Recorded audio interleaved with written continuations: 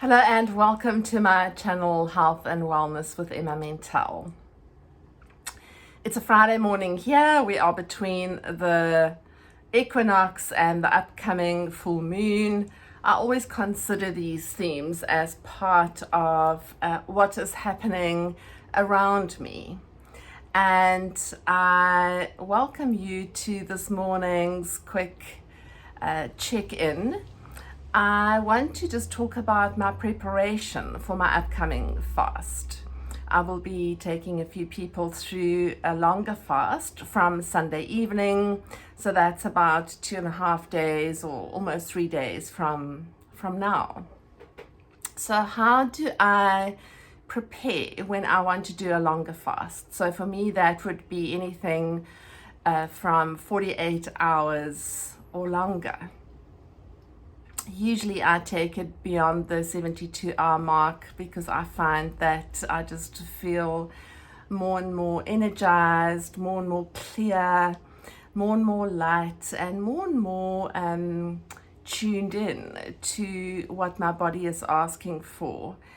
And without planning this a group long fast at all, and if you've watched any of my other videos, you'll see that it often quite coincidentally or not falls within some kind of a full moon or a theme. So next week is no different again.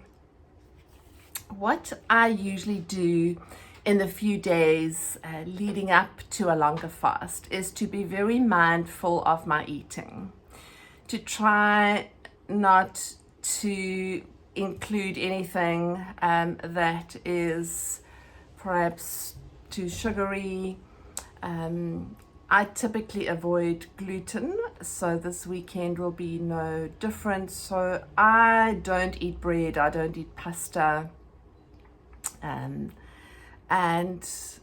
I try to really focus on the nourishing foods, especially protein, diversity of veg, whatever I can find in season.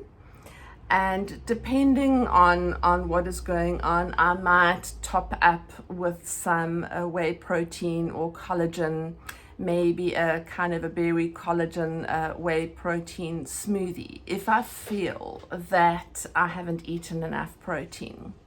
So I would really focus on, for the next few days, making sure that I eat adequate protein, eggs, sometimes chicken liver, some hormone-free and free-range chickens.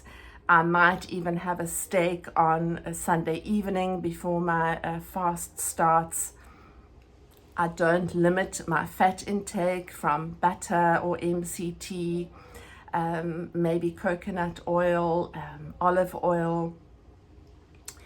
And I also choose a word. I choose a word that I want to represent my commitment to my fasting journey, my commitment to my well-being journey, and my awareness during my fast. Until now, I have really found the list of words from Danielle Laporte to be very useful, and I usually send that to an individual or to a group when I facilitate a group, and I say choose one word. For example, freedom, or feeling light, or inspiration, or feeling joyful, or feeling worthy. So there's an A to Z list of words that I usually look at. And by the Sunday evening or the morning, the first morning into the fast, I would have written the word down. I might have shared it with a group, and I will let you know what my word will be for this upcoming fast. I find that when we choose a theme around a fast or a healing journey, it starts to really help us to focus on our why. I don't find fasts necessarily challenging. I don't find it restrictive at all. I find it really huge inspiration, a huge supportive tool, and something that helps me to recommit to my own healing journey. Part of that is obviously weight loss, part of that is insulin resistance, part of that is also some psoriasis, although the lesion is really small now and it continues to shrink with each fast. But I might have some unhealed trauma. You might find that there are emotions that resurface over this time, maybe some grief, maybe something that just at the time when you experience this hurt or this trauma, or it could be completely physical. It could be an old virus or an old surgery where at the time you didn't quite have the support or the time to dedicate to really allowing this to heal completely. So whatever comes up in my body, whatever comes up in my thoughts and the feelings, and it's already started because of the equinox that tend to bring things to the surface, that tend to bring things back into our awareness. Sometimes this can feel really uncomfortable. It's like an old thing that flares up. But a fast for me is one of those incredible tools that will support the body into getting into those corners, into that stagnant energy where we haven't perhaps had the time to commit to ourselves.